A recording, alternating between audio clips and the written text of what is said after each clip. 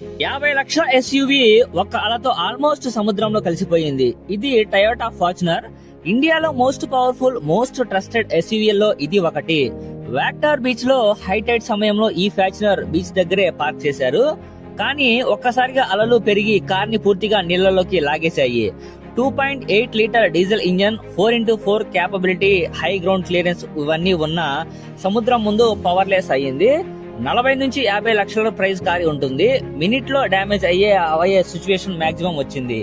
Shock ఏమిటంటే car ని sea water తో వాష్ చేయడానికి ట్రై చేసినప్పుడు సిచ్యువేషన్ ఇంకా చాలా వర్స్ట్ గా అయ్యింది. ఫైనల్లీ జేసీబీ సహాయంతో కార్ ని బయటకు తీశారు. కానీ ఇంజన్, ఎలక్ట్రానిక్స్ కి మేజర్ డ్యామేజ్ అయ్యే ఛాన్స్ చాలా ఎక్కువగా ఉంది. మెయిన్ ఇక్కడ మోటివ్ ఏంటంటే బీచ్ దగ్గర వెహికల్స్ పార్క్ చేయడం అవాయిడ్ చేస్తే చాలా బాగుంటుందని చెప్తున్నాను. కార్ ఎంత స్ట్రాంగ్ అయినా నేచర్ ముందు జీరో. నెక్స్ట్ టైం థ్రిల్ కోసం లైఫ్ రిస్క్ లో అస్సలు పెట్టద్దు. మీరేమంటారు? ఈ వీడియో మీ అందరికి చాలా వర్త్ అనిపించిందా?